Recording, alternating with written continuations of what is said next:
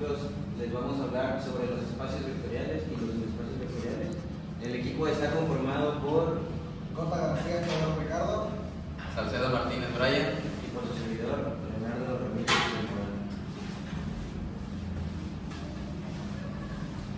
Como primer tema les voy a hablar sobre pues, la introducción de lo que fue el que son los espacios vectoriales.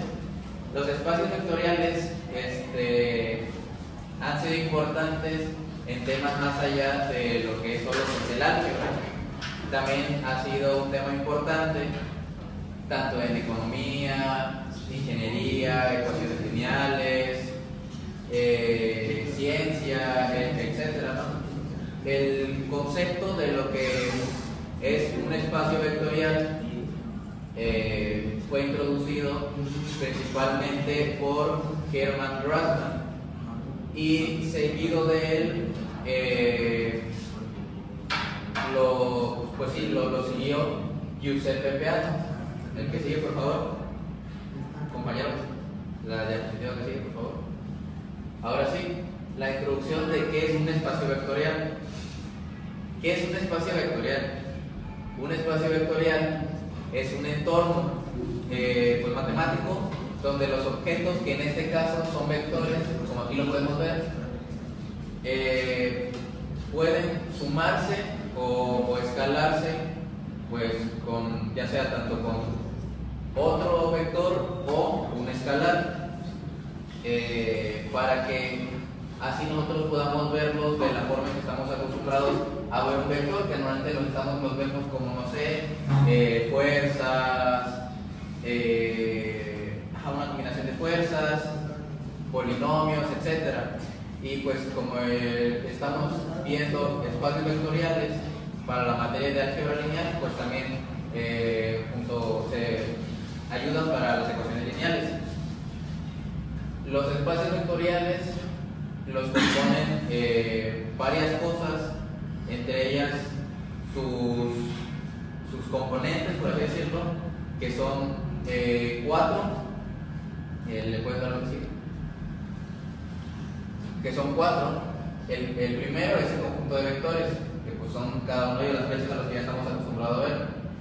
Segundo es el conjunto de escalares, que estos tienen que ser números reales o imaginarios. Como tercero, la suma vectorial. La suma vectorial, pues como tal, tenemos en un plano, o sea, en un conjunto de vectores, vamos a tener un vector, lo llamaremos U, y otro lo llamaremos B. La suma vectorial de ellos va a formar otro vector dentro de nuestro mismo plano, que a ese plano en general le llamaremos B. Entonces tenemos una suma de un vector U más un vector B, vamos a tener otro vector dentro del mismo plano B, del plano general. La multiplicación escalar. La multiplicación escalar, pues tenemos un vector al que multiplicaremos por un escalar, que como ya les dije son números reales o imaginarios, y esto pues igual nos va a formar otro vector dentro de nuestro mismo conjunto B. Ahorita les pondré algunos ejemplos. La que sigue. Ok. Estos son los 10 axiomas que componen los espacios vectoriales. Para que un espacio vectorial, por así decirlo, sea lineal, tienen que cumplir con algunas de todas estas axiomas. Como primero, tenemos U más B, que va a ser la suma de lo que ya les dije, de dos vectores, dentro de nuestro conjunto B. Aquí tenemos cierre bajo la suma, es nuestro primer axioma. El segundo es la asociatividad de la suma, que aquí tenemos U más B más W va a ser igual a U más B, más este que va a quedar separado. Como tercer axioma tenemos la conmutatividad de la suma, que pues en sí es como invertir lo que ya tenemos U más B igual a B más U. Como cuarto está el vector 0, que al tener un vector pues 0 o nulo, por así decirlo, nos va a quedar solo nuestro primer vector, el U. No, únicamente no vamos a llamar los vectores como solo U, V. Estos al poder ser, así decirlo, infinitos, vamos a poder nombrarlos de la forma que sea. Como quinto tenemos la existencia del inverso aditivo, que si tenemos pues un vector con, no sé, digamos magnitud, ¿no? Vamos a poder agregar otro que sería el inverso aditivo con el que nos va a resultar un vector nulo. Estos serían los primeros 5 axiomas y eso sería todo de mi parte. Soy Brian Salcedo Martínez, número 14 de lista. Buenas tardes, compañeros. Continuando con los 10 axiomas de los espacios vectoriales, cabe destacar que los primeros 5 que acaba de decir mi compañero, estos 5 se suelen hacer o tienen por nombre sumas de las vectores. De los siguientes 5 se les conoce como las multiplicaciones de los escalares. ¿Qué dice el sexto? Que el cierre bajo la multiplicación por escalares. Esto quiere decir que un número multiplicado por un vector siempre produce a otro vector. El número 7, que vendría siendo la asociatividad del producto por escalares, se trata de multiplicar primero los escalares y, bueno, o primero el vector por el mismo. Como se pueden dar cuenta, aquí alterando su orden tienen un poco de parecido con los primeros 5. De ahí el 8 es la distributividad del producto por escalares respecto a la suma de los escalares. ¿Qué quiere decir esto? Que igual, acomodándolo de diferente manera, siempre nos va a dar a un mismo resultado. El noveno es la distributividad del producto por escalares. ¿Qué quiere decir esto? Que un escalar multiplicado por la suma de vectores también se repite, como podemos ver aquí. El décimo, que es un elemento de identidad del producto por escalar. El 1 actúa como neutro multiplicativo, o sea que un elemento al multiplicarlo por 1 no cambia, ni reduce, ni aumenta su escalar.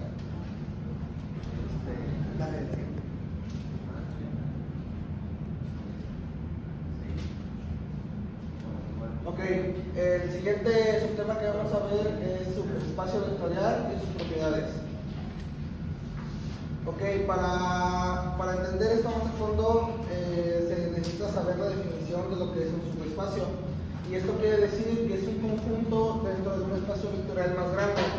En pocas palabras, como en los primeros temas que hemos estado viendo,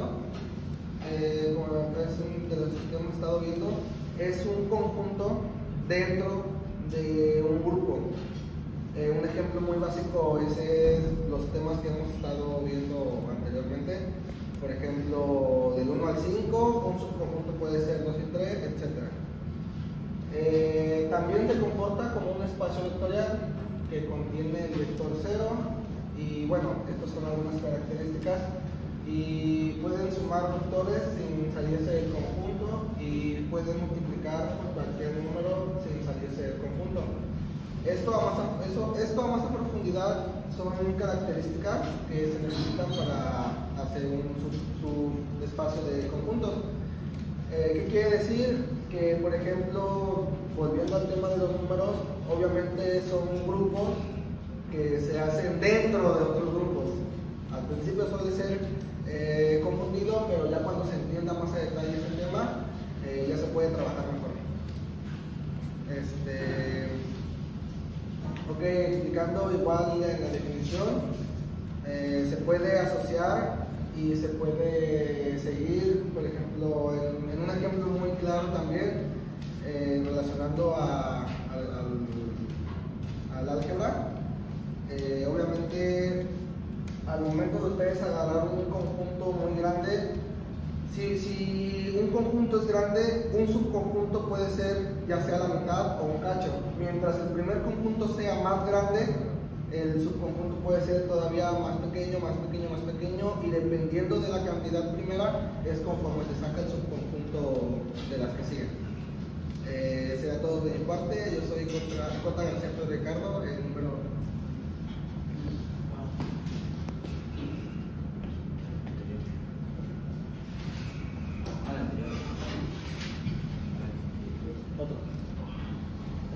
Bueno, como ya lo mencionaron mis compañeros, mi compañero Coto lo acaba de mencionar, un subespacio vectorial reside dentro de un espacio vectorial, dentro del conjunto. Y como lo acaba de mencionar mi compañero, el subespacio vectorial tiene una propiedad que siempre es ser menor o igual que el espacio o el conjunto principal, que sería el espacio vectorial.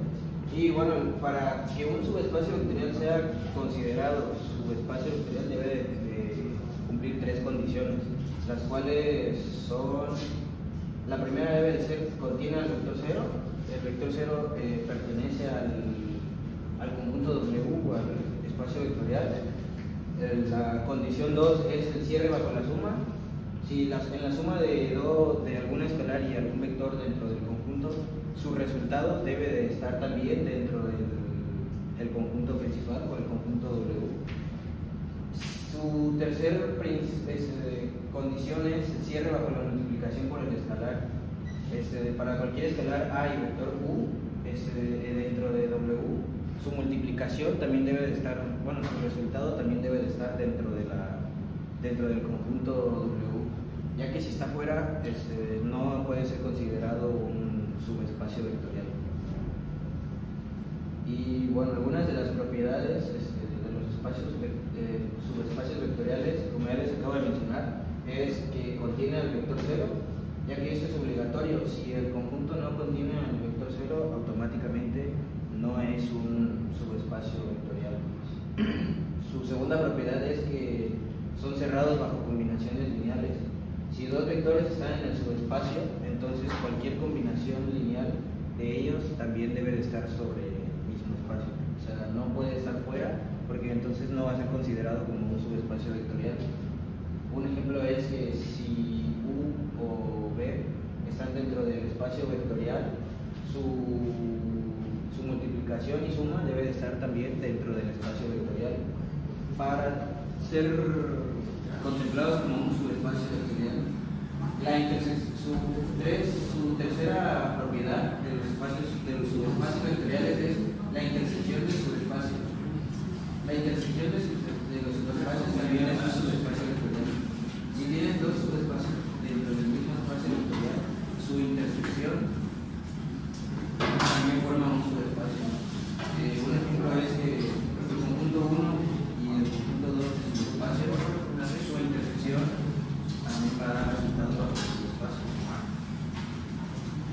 Su cuarta propiedad es la unión de subespacios no necesariamente es un subespacio. Generalmente la unión de W del conjunto 1 y el conjunto 2 no suele ser un subespacio vectorial.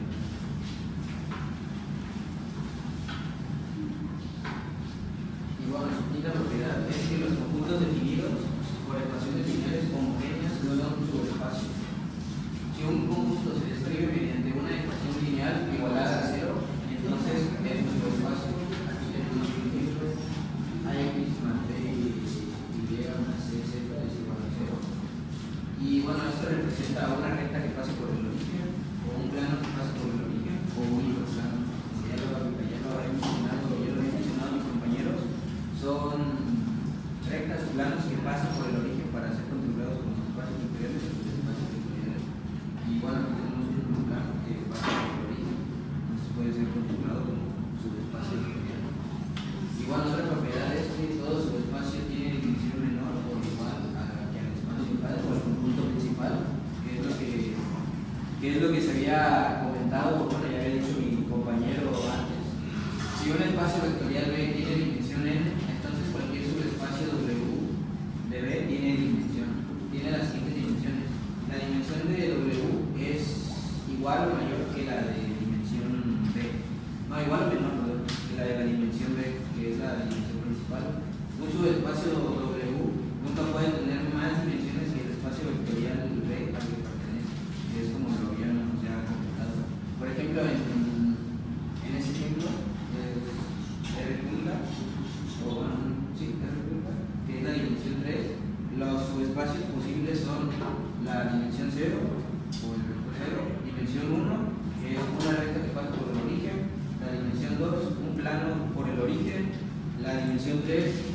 espacio completo, pero no hay forma de que el subespacio tenga una dimensión 4, ya que estaría fuera del conjunto principal, y eso sería imposible porque los vectores no tendrían espacio para ser independientes. Y pues esas serían las propiedades de los subespacios vectoriales. Aquí, como podemos ver, pues eso es un poquito de lo que se ha platicado. Un subespacio vectorial es un subconjunto de un espacio vectorial B, que se podría denotar como W. Tienen sus condiciones para ser, como ya les dije, son 3 condiciones que tienen que cumplir para contemplarse como subespacio vectorial. Y bueno, eso sería todo de mi parte. Soy Leonardo Ramírez, número 11 de la lista. Continuando con el mapa mental, se puede ver que es el mapa mental de los espacios vectoriales. Igual, como se dijo anteriormente, es un pequeño resumen de todo lo que hemos estado diciendo a lo largo de la exposición. Aquí se puede ver una pequeña definición de lo que es el espacio vectorial. Es un conjunto de elementos llamados vectores, junto con dos operaciones, la suma vectorial y multiplicación por escalares. Del otro lado se puede ver suma vectorial, que son los primeros 5 que ya se dijeron, y la multiplicación escalar, que son los otros 5 que se acaban de mencionar. Los axiomas del espacio vectorial son estos primeros 5, y de la multiplicación son los siguientes 5. Los ejemplos de los espacios vectoriales, o bueno, un ejemplo que se puede dar rápido es R elevado a n de vectores de n componentes de polinomios y funciones reales.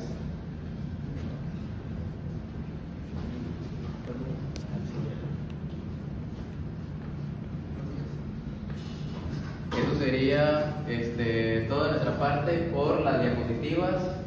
En lo que buscamos, en lo que ponemos los videos de la explicación, les voy a decir unos ejemplos, pero muy breves, sobre la suma y la multiplicación de los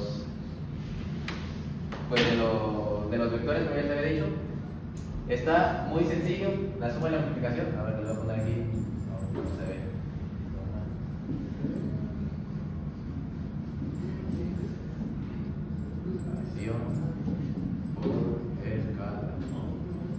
Ok, pues teniendo una suma de vectores, pues vamos a tener un vector que no sé su magnitud, pero así lo van a hacer como coordenadas. Pues sí, la suma que por decirlo tenemos nuestro primer vector, que no sé, tengamos un 3 y aquí un menos 4, vamos a sumárselo al vector 2 y 3. Pues la suma es muy sencilla, vamos a sumar los de x con x y los de y con y, que sería 3 más 2, 5, coma, menos 3 más 3, menos 4 más 3, que diga, va a ser menos 1, y este sería u, b, y este sería un mismo vector, llamémoslo igual, no sé, w, dentro de un conjunto b.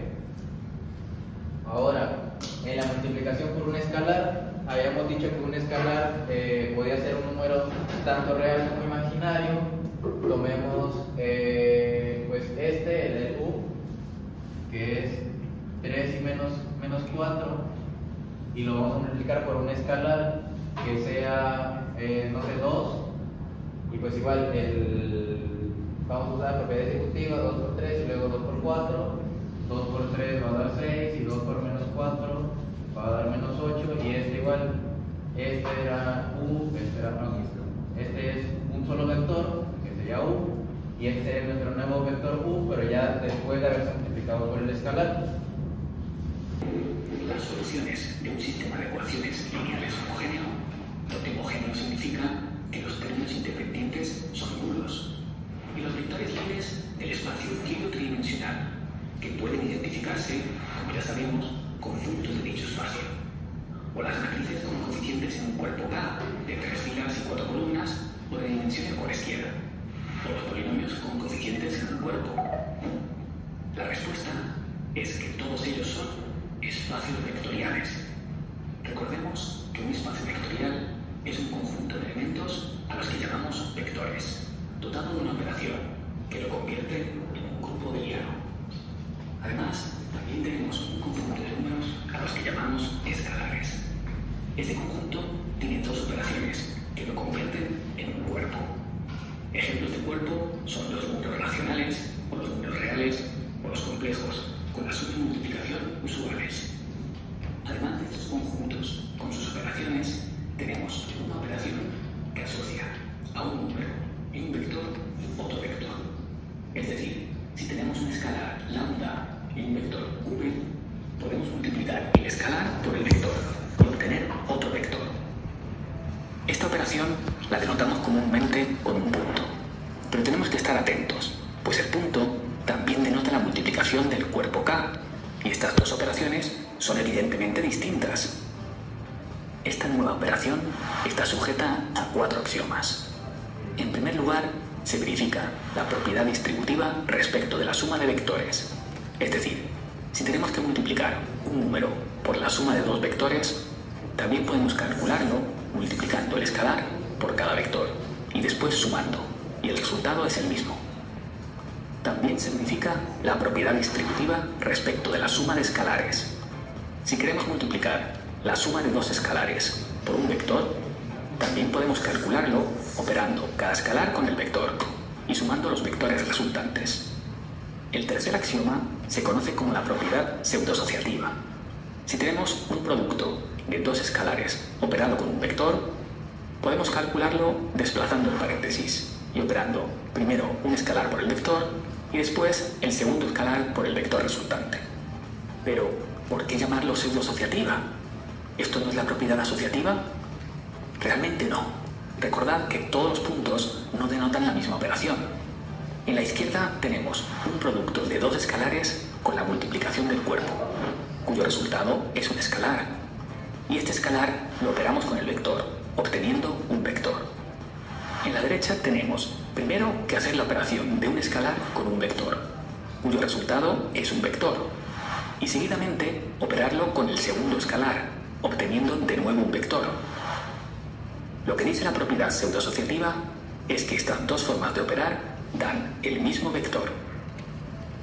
El último axioma se denomina propiedad modular y dice que si tenemos que operar uno con un vector, donde 1 es el elemento neutro de la multiplicación del cuerpo, el resultado es el mismo vector. Fijaos que de nuevo, esta operación no es la multiplicación del cuerpo.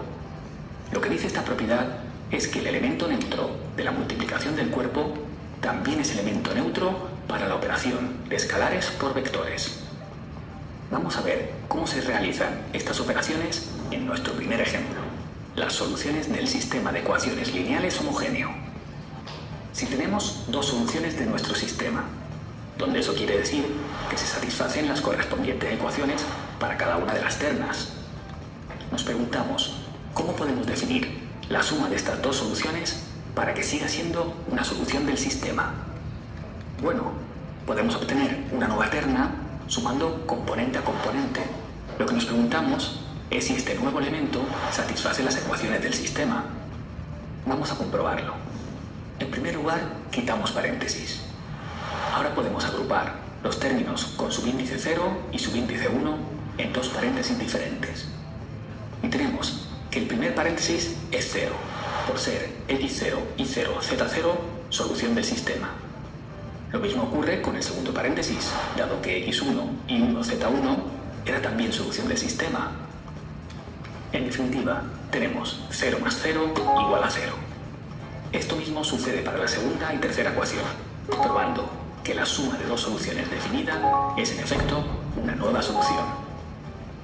Si tenemos un vector solución del sistema y un número real, ¿cómo podemos definir el producto del número por el vector solución? Podemos multiplicar el número real por cada una de las componentes. La pregunta ¿es esto una solución del sistema? Para comprobarlo, quitamos paréntesis y sacamos factor común el número real lambda. Tenemos, por tanto, un producto de 2 números en el que uno de ellos es 0. Por tanto, el resultado es 0 y se satisface la primera ecuación. El mismo argumento sirve para las demás ecuaciones y hemos definido una nueva solución del sistema. Es un ejercicio tedioso, pero recomendable para familiarizarse con la definición de espacio vectorial, comprobar que, en efecto, estas operaciones verifican los 4 axiomas de espacio vectorial. De hecho, esta forma de sumar soluciones y multiplicar números por soluciones es precisamente la forma en la que sumamos vectores libres y multiplicamos números por vectores. Esto lo vimos con detalle en el vídeo que os dejo en el enlace para el caso de vectores.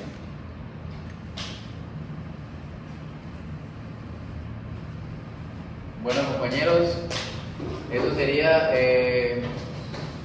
todo de nuestra parte. Somos el equipo número 1. Nuestro tema fue espacios vectoriales y con este video concluimos. Esperemos que haya quedado un poco claro y pues eso es todo de nuestra parte.